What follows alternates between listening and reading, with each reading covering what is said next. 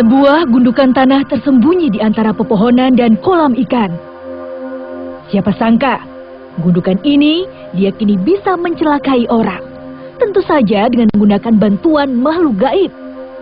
Warga desa Manis Kidul, Kuningan percaya, gundukan ini merupakan makam seorang ulama bernama Syekh Mansur. Kalau situ punya perusahaan yang ngambil lagi situ, udah mati itu. Tapi ada ceritanya seperti itu.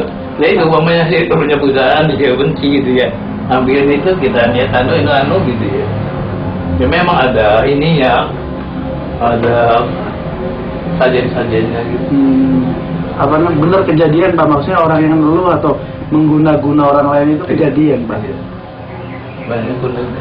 Seperti apa sih Pak ritual-ritual yang mereka lakukan di situ? Itu bisa hanya sajen-sajen apa niat apa kita tersono gitu. Sajen-sajen bayar ya. Tapi panitia kalau bisa jangan deh. Iya Pak. Jangan kita istighfar, hanya Allah yang tahu. Memang aneh, bagaimana mungkin makam seorang petinggi agama jadi media mencelakai orang.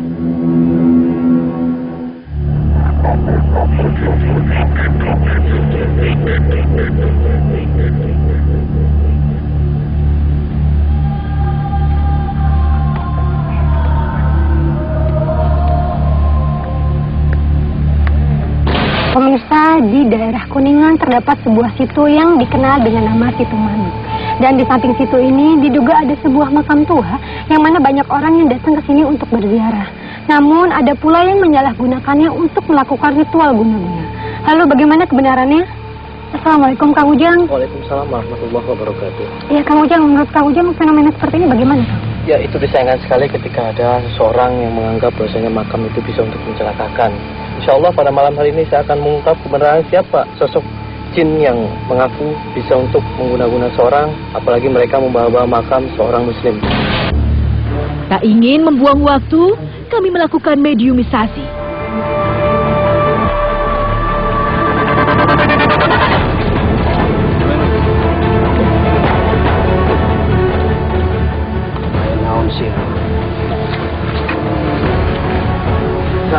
Ibu Jabin selawas dinurutan. Tepatnya Anda dari mana asalnya? Dia pengguningan. Di sini. Saya kesini datang baik-baik Ya. untuk mencari tahu sejarah daripada situ ini dan juga makam. Makam. Anda bisa sebutkan ini makam dari siapa? Syekh Mansur. Tapi sebelumnya saya ingin meyakinkan apakah benar ini makam atau hanya sebuah petilasan? Makam. Siapa Syekh Mansur itu siapa? Saya main keluar di itu. Kenapa mau keluar? Nah, benar di sini banyak orang yang datang ke tempat ini dan juga mereka untuk mengait-ngaitkan untuk meminta kejelekan dan untuk meminta sayang kepada Allah. Ngaya anu minta kegorengan di dia teh. Jang dulu. Biasanya meminta itu tujuannya kepada siapa makhluknya? Anda. Biasanya orang meminta apa saja kepada Anda? Aja. Bajingan. Ada ya ketika dalam Anda itu melakukan media-media, memasukkan ke dalam perutnya itu berupa benda-benda. Itu benar nggak Anda ketika melakukan seperti itu? Dengan seperti apa Anda memasukkan benda-benda tersebut ke dalam tubuh manusia? Orang, Terus biasanya orang datang ke sini, caranya gimana sih meminta kepada Andanya? Bawa foto. Terus? Suruh jaringan, suruh maehan. Oh, hubungannya ini dengan situ itu hubungannya seperti apa? Katanya ketika ada orang diguna-guna di sini, terus di situ tuh bisa untuk menyembuhkan. Benar. Memangnya apa khasiat dari situ itu? Untuk pengobatan Anda. Nah, saya mau tahu ketika ada itu selendang-selendang itu maksudnya apa tuh? Selendang Nimas Pakuan. Siapa beliau? Nimas Pakuan Ratu. Ratu dari mana? Atau kerajaan gaib? Lalu saya ingin bertanya, kan Anda yang mengabulkan keinginan orang itu untuk membuat sakit, membunuh. Lalu apa memangnya keuntungannya buat Anda? Saya diperintah. Siapa yang nyuruh siapa? Nimas. Jadi Nimas Nimas. bangsa jin gitu ya? Terus semua orang bisa Anda lakukan dan bisa Anda sakiti. Ada yang salah satu orang yang tidak bisa Anda sakiti, itu seperti apa?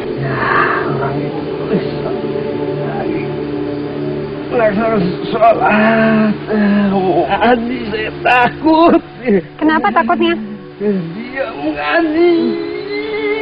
Dari mana Anda tahu orang itu sholat, orang itu ngaji? Karena sudah panas. Dan apabila orang datang sini meminta untuk membunuh orang yang suka sholat, Anda bisa mengabulkannya? Bisa. Tapi apakah ada orang datang sini yang hanya niatnya murni untuk berziarah? Sudah berapa orang yang Anda celakakan? Banyak. Ada yang sampai meninggal? Kenapa? Kenapa kok tiba-tiba jadi marah? Banyak ngomong kenapa? Nggak suka. Kan saya hanya datang baik-baik. Iya. Ya. Nggak ada orang baik. Ya, itu kan banyak ini orang menteri. Cuman saya kan datang sini hanya untuk mencari informasi kemana daripada tempat itu. Karena saya tidak percaya ketika ada jin itu bisa membunuh, ada makam itu ketika itu disebutkan itu bisa membunuh. Itu sangat mustahil sekali. Mau kemana? Anda bilang di sini makamnya Syekh Mansur. Ada sesuatu yang bisa Anda ceritakan tentang beliau? Kan Anda sudah lama di tempat ini. Nggak bisa diceritakan. Ketika Anda mencelakakan itu, Anda sendiri atau melakukan teman-teman Anda? Teman-teman saya. Teman-teman. Benar mati? Bisa Anda... Saya bisa membawa. Hei! Anda tidak boleh. Apalagi Anda mengatasnamakan ini makam seseorang. Wah, diam. Ini makam seseorang yang soleh. Anda kotori dengan cara siapa? Hah? Saya hanya bicara baik-baik untuk meluruskan Anda. Anda tuh menyanyikan rahasia atau nggak tahu apa? Ustaz ini bohongnya Anda nih.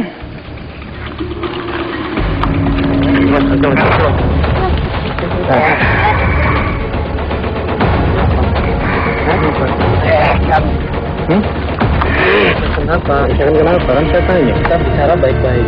Ya, Anda jangan seperti itu. Anda jadi juga salah. Nah, saya mau pergi. Tak lama, mediator sadar.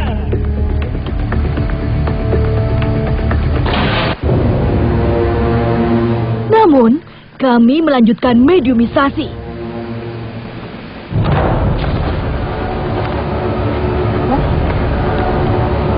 Assalamualaikum.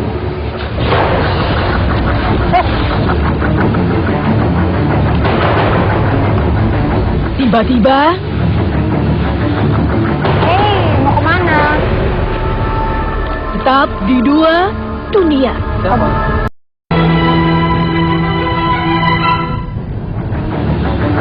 Hei, mau kemana? Siapa? Makhluk ini seperti akrab dengan pepohonan tempat ini. Semua. Tua. Tarik aja Kang Ujang. Iya, Pak.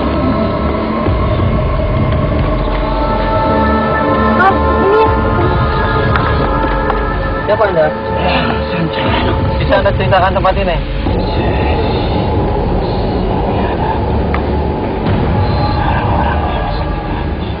Kenapa Anda bisa bilang seperti itu?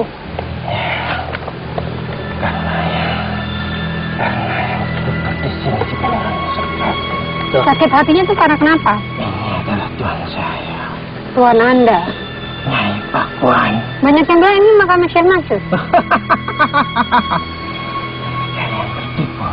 Yang benar yang mana nih sebenarnya? Ini adalah Tuhan saya. Nyai Pakuan. Siapa beliau? Putri Dargalo yang disuruh untuk memata-mata orang Cirebon. Karena waktu di Cirebon mengembangkan agama Islam. Kenapa dimata-matai orang Cirebon oleh beliau? Sebab tidak senang pengembangan agama Islam itu. Pada saat itu dan saya berhasil memboyong pusaka Cirebon coba. Tapi pada waktu bersungguh di sini ada kilat menyala dari angkasa. Dan tubuh Tuhan saya hancur lebur di sini. Dan pada saat itu juga saya rubah tubuh Tuhan saya menjadi Syekh. Dan pada saat itulah baru tubuh teman saya dikubur di sini. Tadi Anda bilang di sini tempat orang sakit hati dan beliau pun sakit hati itu apa? Sakit hati ketika dia sedang membawa balok cabang. Itu tiba-tiba dari atas halilintar menyambar dan hancur tubuh Tuhan saya. Ketika itu Tuhan saya mengucap bahwa suatu saat ada orang yang sakit hati pasti akan saya tolong. Dengan seperti apa Anda menyakiti orang dan membunuh seseorang? Saya masuk di tubuhnya, sehingga tubuhnya lemah. Dan lama-kelamaan orang itu tidak bisa makan, hingga akhirnya mati. Lah, kok Anda bisa bicara seperti itu? Bukannya yang membunuh itu Allah? Karena itu pengalaman saya. Nggak bisa, karena santet apapun tidak akan bisa membunuh kecuali atas izin Allah. Allah siapa? Pernah tidak ketika Anda membunuh itu Anda tidak bisa mempan? Ya, sering. Kalau orang itu sedang sholat, sedang membayang. Kenapa nggak bisanya? Saya panas. Bisa Anda masuki kita orang itu berdoa? Tidak bisa. Saya panas. Ya, saya tidak ada urusan. Saya hanya mau cari informasi. Ya. Informasi itu saya katakan. Biasanya? Kalau dia ngaput, saya langsung. Itu mereka yang terkelabut. Kemana? Sudah rapi pohonnya. Sekarang dia bertengger di atas dahan.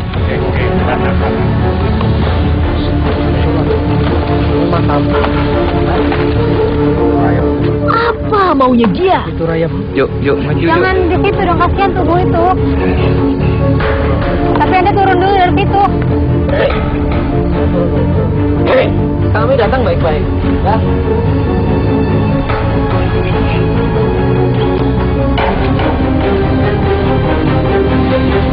Tiba-tiba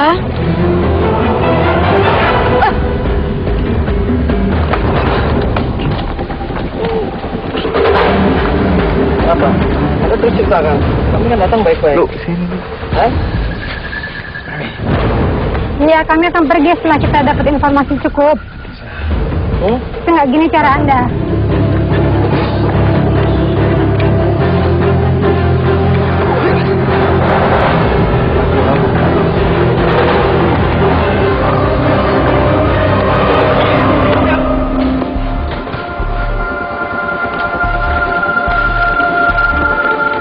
tak lama mediator sadar. Namun, sesosok makhluk sudah datang menyambar. Apa? Apa tuh? Saya nggak ngerti.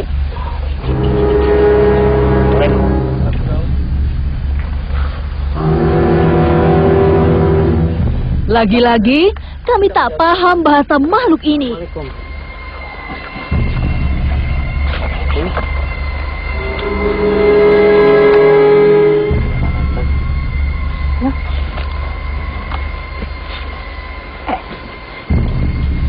Tetap di dua dunia.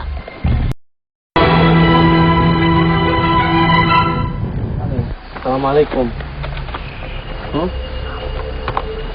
Iya, Sampurasun. Anda siapa? Siapa Anda? Oh, niat saya ke sini ingin cari tahu tentang kebenaran, tentang cerita-cerita orang tentang tempat ini. Balik. Tapi sebelumnya saya ingin tahu Anda siapa? Prabu siapa? Terusnya Anda kenapa tiba-tiba datang ke sini? Kenapa? Nah, Yang abdi cuman dongkap tadi saya sanes kangge supaya tahu ya sejarah tempat ini. ini Anda tahu siapa yang dimakamkan di sini? Saha? Belum, kami belum makan pulang. Oh, abdi di Cirebon. Tuh, Umayahan, sangat Umayahan. Umayahannya seperti apa? Ya, itu kalau perang Sunan Gunung Jati beliau kan menegakkan amar ma'ruf nahi mungkar. Namanya jihad fi sabilillah. Siapa nama Bapak Anda? Sok panggil.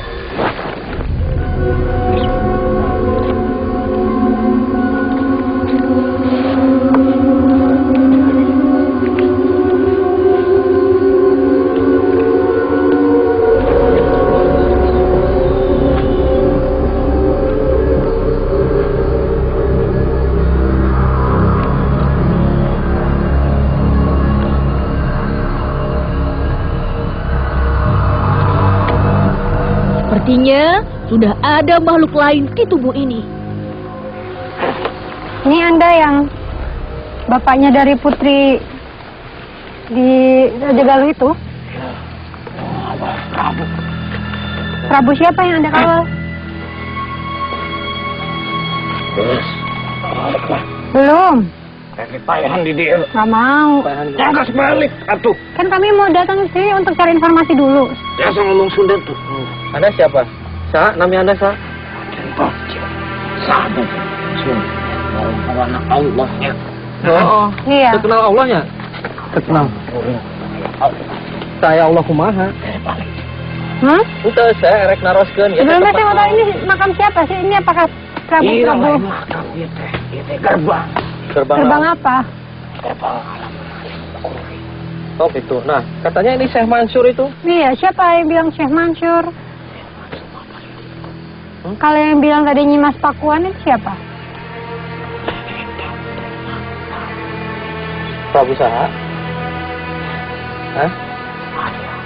Nah, eta kan cukup naruh foto terus eta bisa nyakakeun eta leres gitu.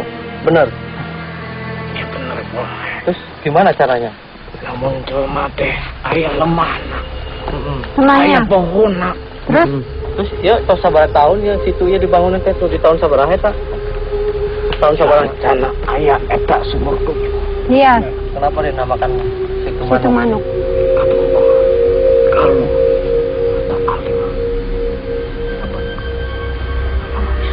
Kalau Terus? Siapa yang kalah? Wes balik. Tunggu dulu, saya mau tahu. Terus selanjutnya gimana setelah perang? Gimana dong? Jangan jauh-jauh. Jangan ke sana. Banyak laba-laba gede dia.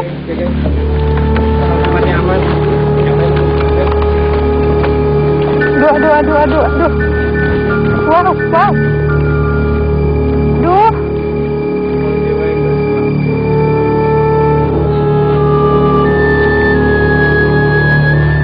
Kenapa Anda mengajak kami ke sini? Enak di dia.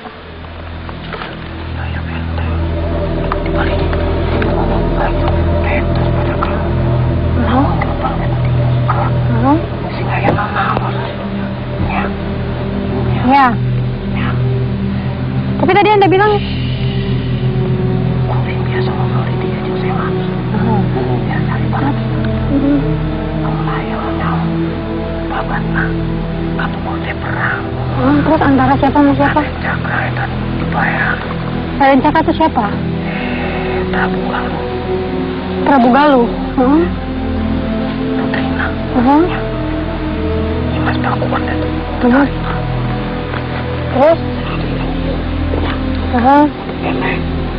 Terus ngapain beliau Nyimas Pakuan kesini buat apa tujuannya? Paling dari Galuh istirahat di dia. Saya masuk ke dia. Terus? Nyimas Pakuan teh muncul putra putri. Ibu Siluman. Apa itu? Jadi namanya makanya itu disebut Situ Manuk. Ya kan tinggal desa sampai mayang.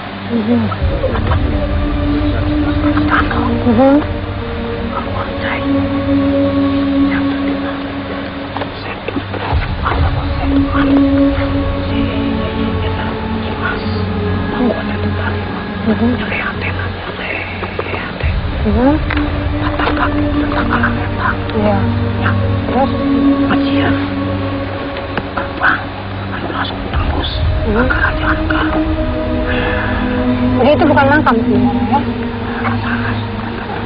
Terus yang menyebutkan awalnya itu adalah makam Syekh Mansur siapa? Nama saya Mansur teh dia. Sampingan sing kuring. Eta orang di Banten. Kapungkur. Nyimas Pakuan tentang nyeri hati. Ya kan? Eta Kasultanan Sunan. Nangke. Kan sekarang banyak orang tuh datang ke sini untuk santet, untuk apa? Bawa foto itu siapa yang mengawali? Orang ke situ bawa foto, orang ke situ bawa kartu nama atau apa? Eta mah cuma lain untuk tapi nama cuma muka dia. awit-awit natenya. Menang impen. Dinas Pakuan. Terus makhluk yang bisa melakukan santet kayak gitu-gitu tuh benar ada? Yang aja. Oh. Bisa ditepis nggak itu? Namun jalan natenya biasa sok ayah oleh ngalang-ngalang. Naik sholat, naik pada ayah besok malas. Nah, santet teh warna. Truk, kamu jalan mana ke malas? Terus tanya itu apa? Ternyata lamun iya mah. Terus santet aku di dia. Ya, balik itu kayak saya. Kenapa itu?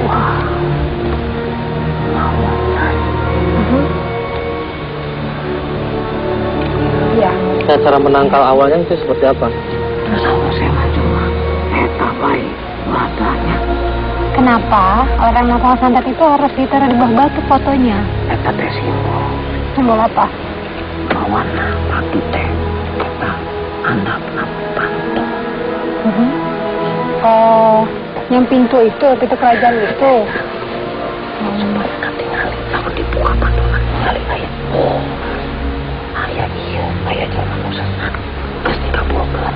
Oh, gitu ya. Ya. Terus baliknya. Ya, pandilan. Ya.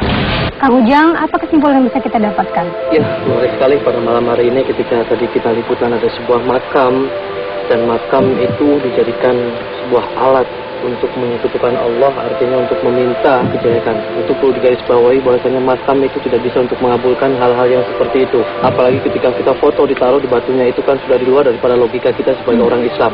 Oleh karena itu ketika ada hal-hal yang seperti itu, kita jauhkan saja, karena itu adalah mustahil dan juga tahayul. Kita percaya kepada Allah, yakin kepada Allah, insya Allah apapun yang terjadi, semuanya masalahnya kita serahkan kepada Allah, dan Allah akan membantu kita ketika ada permasalahan apapun.